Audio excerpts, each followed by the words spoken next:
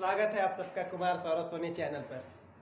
तो आज हम लोग पढ़ने वाले हैं कैलेंडर पार्ट 2, मतलब कैलेंडर के बारे में दूसरा पार्ट उसका। कुछ क्वेश्चन जानेंगे, ठीक है। वीडियो ज़्यादा लंबा नहीं होगा, 10 मिनट के अप्रॉक्स वीडियो रहेगा, ठीक है। चलिए स्टार्ट करते हैं।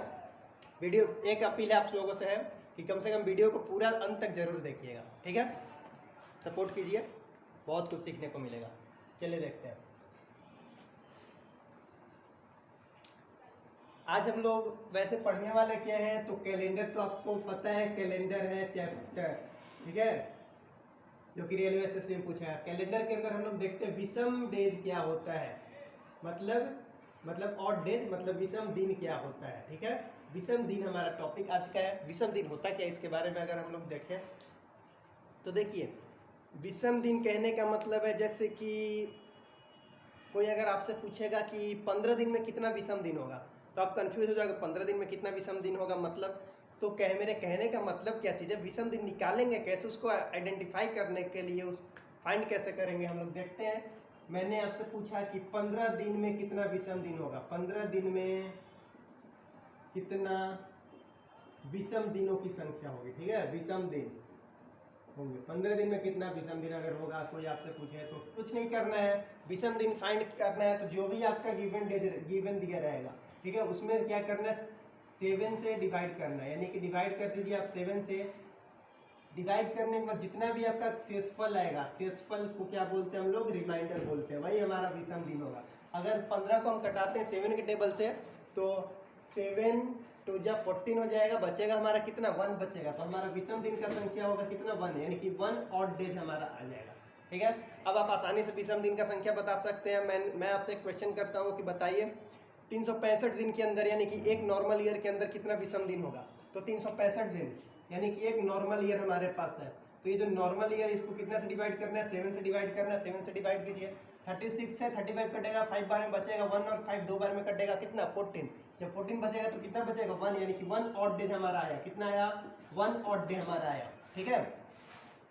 लीप ईयर में पूछेगा, अगर ये नॉर्मल ईयर के अंदर कितना विषम दिन होगा, पूछेगा लीप ईयर के अंदर बताइए कितना विषम दिन होगा। तो सबसे पहले लीप ईयर के अंदर कितना दिन होता है, तो 366, ठीक है। विषम दिन निकालना है, कितना से डिवाइड करेंगे, 7 से। 7 से डिवाइड कीजिए, 35 कटेगा, बचेगा 1, और ये 16 यानी कि 2 बार में कट जाएगा, 14 बचेगा कितना, रिमाइंडर 2। रिमाइंडर कहने का मतलब है शेषफल है कि नहीं, 2 विषम दिन हमारा आ गया। ये आप क्वेश्चन इसको आसानी से बना पाएंगे। आगे हम लोग कुछ और क्वेश्चन देखते हैं, ठीक है। और आपको इसमें जानना है, कोड भी जानना है। कोड बहुत ही आसान है, मैं आपको सिखा दूंगा। पहले कुछ क्वेश्चन पे हम लोग आते हैं, ठीक है। देखिए, जहां तक ये बात हो गया, तो एक साल के अंदर हम लोग निकाल लिए, ये नॉर्मल ईयर, ये लीप ईयर, 15 दिन के अंदर कितने विषम दिन। अगर आपका क्वेश्चन दे दे कि 100 साल में कितने विषम दिन होंगे, कितने 100 साल के अंदर कितने विषम दिन होंगे, तब तो आप चौंक जाओगे, 100 साल के अंदर कितने विषम दिन होंगे। क्योंकि 100 साल के अंदर आपका लीप ईयर भी आएगा, 100 साल के अंदर आपका नॉर्मल ईयर भी आएगा, और क्वेश्चन बोल देगा कि 100 वर्षों में कितने विषम दिन होंगे, 100 वर्षों में कितने विषम दिन होंगे। विषम दिन को दिवसीय बोल सकता है, ठीक है, होंगे, ठीक है। ये आपका क्वेश्चन है मेरे पास। तो क्वेश्चन को सॉल्व करते हैं। सबसे पहले तो इसमें हम लोग चेक करेंगे कितना नॉर्मल ईयर होगा और कितना लीप ईयर होगा। नॉर्मल ईयर और लीप ईयर निकालने के लिए मैंने आपको बताया था क्या चीज, कितना से डिवाइड करना है, याद कीजिए आप, कितना से डिवाइड करना है। तो सबसे पहले आप इसको 4 से डिवाइड कीजिएगा। कितना से डिवाइड कीजिएगा, 4 से आपको डिवाइड करना है, ठीक है। तो 100 को अगर मैं 4 से डिवाइड करना चाहूँगा तो कितना हो जाएगा, आपका आएगा कितना, रिमाइंडर 25। मेरे कहने का मतलब ये 25 आपका क्या आया, तो ये आया आपका लीप ईयर, ठीक है।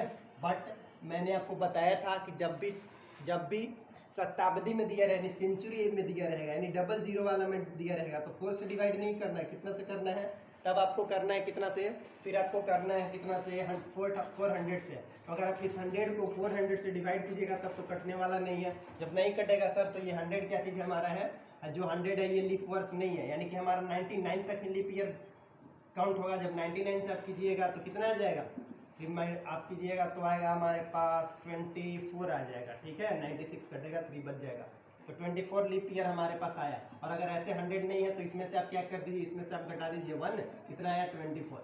आप ऐसे भी निकाल सकते हैं ठीक है, कितना आएगा आपका 24। ऐसे भी निकाल सकते हैं 24, क्योंकि 100 जो है लीप वर्ष नहीं है। 99 तक में कितने लीप वर्ष हुए थे?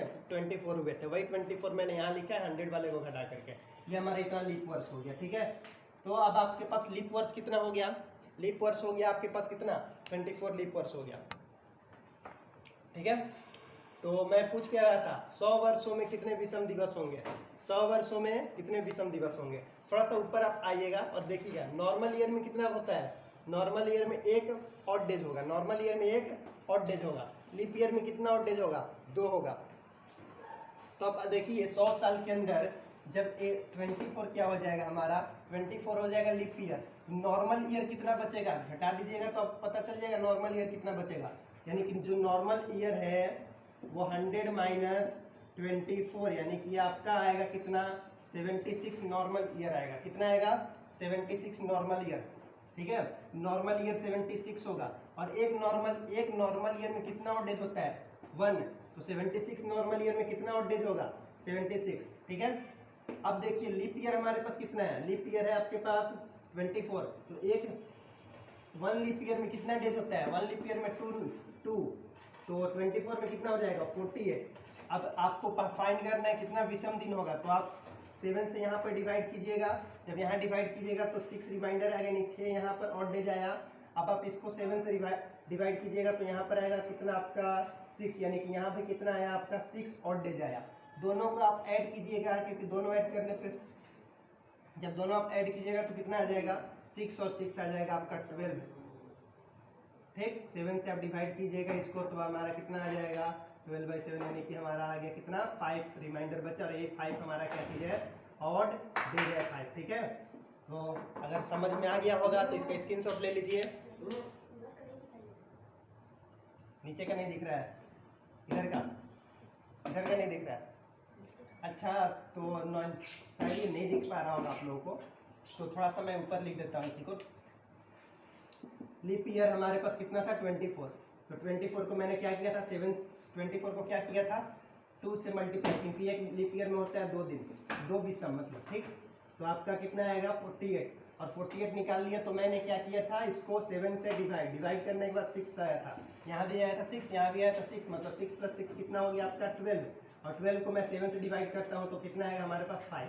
कहने का मतलब है 100 वर्षों में कितने विषम दिवस होंगे? तो इसका आंसर आपका आया कितना? 5। ठीक है, ये हमारा 5 जो है आंसर है।